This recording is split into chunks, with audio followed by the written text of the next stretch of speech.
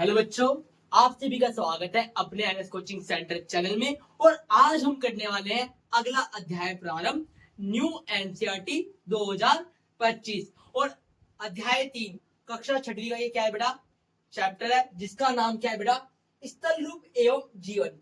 इस अध्याय के अंदर हम क्या पढ़ने वाले बेटा, स्थल के विभिन्न विभिन्न प्रकार पढ़ने वाले हैं कि किस स्थल पर क्या है मानव जीवन संभव है, और पृथ्वी पर कुछ ऐसे स्थल भी है जहां पर क्या है बेटा, मानवीय जीवन की कल्पना नहीं की जा सकती। तो एक एक पॉइंट के ऊपर बात करते हैं। चलिए चैप्टर को करते हैं प्रारंभ। पृथ्वी मेरी माता है तथा मैं उसकी संतान। पृथ्वी मेरी माता है तथा मैं उसकी संतान। ये कथन बेटा किसका था? अर्थवेद भूमि सूक्त में क्या है बेटा, इस कथन की क्या की गई है, चर्चा की गई है। क्या बेटा, पृथ्वी मेरी माता है, मैं उसकी संतान।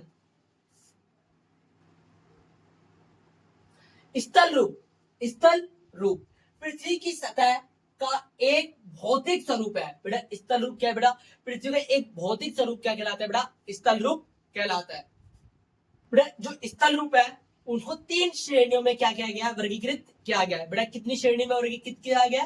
तीन श्रेणी में क्या किया गया, वर्गीकृत किया गया। ये तीन श्रेणियां कौन सी बेटा? पर्वत, पठार और मैदान। पहले स्थल रूप के बारे में बात करते हैं। पर्वत, पर्वत वह स्थल रूप है जो आसपास की भूमि से कुछ अधिक ऊंचे होते हैं। इन्हें चौड़े आधार, खड़ी ढलान और संकरित शिखर के रूप में पहचाना जा सकता है। जो बेटा पर्वत होते हैं ये क्या होते हैं बेटा, इनके शिखर ऊंचे होते हैं और ये क्या है बेटा, आकार में चौड़े होते हैं। ठीक है बेटा। पहाड़ियां होती हैं ये कम ऊंचाई वाले अन्य ऊंचे स्थान जहां कम खड़ी चढ़ाइयां और गोल आकार के शीर्ष होते हैं, उन्हें क्या कहते हैं बेटा, पहाड़ियां कहते हैं बेटा। ये पर्वत का ही एक रूप होते हैं, किंतु पर्वत जितने विशाल नहीं होते, इसलिए बेटा इसे क्या कहते हैं, पहाड़ियां कहते हैं। चलिए, क्यों भीगे कमला खड़ी खड़ी, ये बेटा जो बारिश होती है इसे क्या कहते हैं, वर्षण कहते हैं। क्या कहते हैं बेटा, वर्षण कहते हैं। तुंगता, बेटा तुंगता किसे कहते हैं, समुद्र स्थल से बेटा, समुद्र स्थल से किसी की भी ऊंचाई को क्या कहते हैं बेटा, तुंगता कहते हैं। क्या कहते हैं बेटा, तुंगता कहते हैं। चलिए, पर्वत बेटा, विश्व की सबसे ऊंची चोटी कौन सी है बेटा, माउंट एवरेस्ट है। कौन सी है बेटा, माउंट एवरेस्ट। ये बेटा कहां पे स्थित है, नेपाल तथा तिब्बत के बीच में है बेटा। माउंट एवरेस्ट है बेटा, इसकी ऊंचाई कितनी है, 8,848 क्या है बेटा, इसकी ऊंचाई है। कंचनजुंगा भारत के सिक्किम राज्य और नेपाल के बीच स्थित है। ठीक है बेटा। विश्व की सबसे बड़ी पर्वत श्रृंखला कौन सी है बेटा, एंडीज है और दक्षिणी अमेरिका में स्थित है बेटा। और इसकी सबसे ऊंची चोटी कौन सी है, माउंट अकोकांगुआ। ठीक है बेटा। बेटा एंडीज पर्वत क्या है बेटा, पर्वत श्रृंखला विश्व की सबसे बड़ी श्रृंखला है। ठीक है, जैसा कि अभी आपको मैंने बताया। चलिए नेक्स्ट स्लाइड पे चलते हैं। पूर्वी अफ्रीका में माउंट किलिमंजारो एक पृथक पर्वत है जो किसी श्रृंखला से संबंधित नहीं है बेटा। साउथ अफ्रीका के क्या है बेटा, महत्वपूर्ण पर्वत है। और सबसे ऊंचा पर्वत कौन सा है बेटा, जो ज्वालामुखी पर्वत है बेटा, कौन सा है बेटा, किलिमंजारो।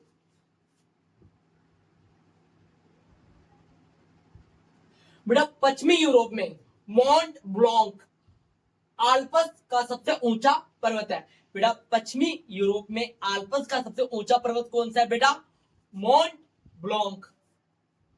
मुडी, केरल में इसे अनाई शिखर भी कहते हैं। दक्षिण भारत का सबसे ऊंचा पर्वत है बेटा, दक्षिण भारत का या प्रायद्वीपीय भारत का सबसे ऊंचा पर्वत जो है बेटा, कौन सा है, अनाई मुड्डी है। क्या है बेटा, अनाई मुड्डी। और केरल में बेटा इसे किस नाम जाना जाता है, अनाई शिखर के नाम से जाना जाता है। पर्वत,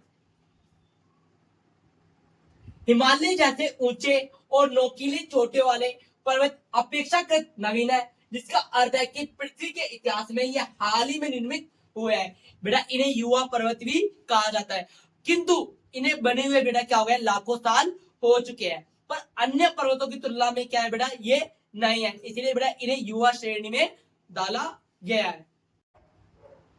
अरावली श्रृंखला काफी पुरानी है और अपरदन के कारण ये गोल आकार की हो गई है। बेटा सबसे ज्यादा पुरानी अगर कोई श्रृंखला है तो कौन सी श्रृंखला है बेटा? अरावली श्रृंखला है। और इसकी रेंज क्या है बेटा? दिल्ली तक जाती है। राजस्थान में इसका प्रारंभ होता है और दिल्ली तक क्या है बेटा? इसकी रेंज है। जो बेटा दिल्ली में आपको पहाड़ियां दिखाई देती है वो अरावली श्रेणी की क्या है बेटा? पहाड़ियां दिखाई देती है। पर्वतीय वन, बेटा पर्वतों की एक विशेष प्रकार की वनस्पति पाई जाती है और ये जो पर्वतों पे वनस्पति पाई जाती है इन्हें क्या कहते हैं बेटा? पर्वतीय वन कहते हैं। बेटा इनकी अपनी एक अलग विशेषता होती है, इसी आधार पर इन्हें क्या कहा जाता है बेटा? पर्वतीय वन कहा जाता है। पर्वतीय वन होते हैं इनकी कुछ अलग विशेषता होती है। क्या विशेषता होती है भाई? यहाँ पर शंकुधारी वृक्ष होते हैं जैसे पाइन, स्प्रूस, देवदार आदि सामान्य रूप में पाए जाते हैं। इन पेड़ों की ऊंचाई अधिक होती है और ये शंकु के आकार की दिखाई देते हैं और इनकी पतलियां नोकदार होती है। ठीक है बेटा। मोस क्या होता है बेटा? मोस फूलों और वास्तविक जड़ों से रहित छोटा हरा पौधा या वनस्पति जो बहुधा मकबली आवरण की तरह फैलता है। जो बेटा घास की तरह क्या है बेटा? तेजी से फैलता है, उसे क्या कहते हैं? मोस कहते हैं। चलिए बेटा नेक्स्ट स्लाइड पे।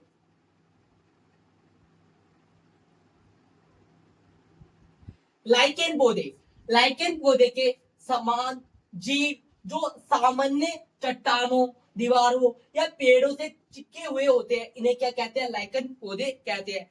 बेटा कई टाइप के क्या होते हैं बेटा? पौधे होते हैं जो क्या बेटा किसी भी स्थान पर क्या अपना जीवन शुरू कर देते हैं, इसलिए इन्हें क्या कहते हैं? लाइकेन पौधे कहते हैं। गंगा,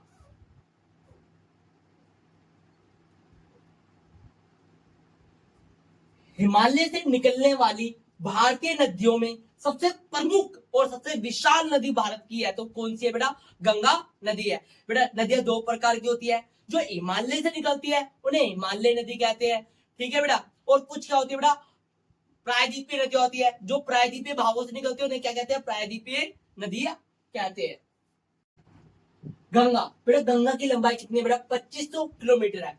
कितनी है बेटा? 2500 किलोमीटर है। और बेटा इसकी कुछ महत्वपूर्ण सहायक नदियां जैसे यमुना, गंगा की एक महत्वपूर्ण और नदी है बेटा, कौन सी है? सोन, रामगंगा, ये इत्यादि क्या है बेटा? गंगा की महत्वपूर्ण सहायक नदी है। और बेटा ये अलग अलग जगह पे क्या है बेटा? मिलती है। और आगे की वीडियो बेटा इसी चैप्टर को आगे प्रारंभ करेंगे।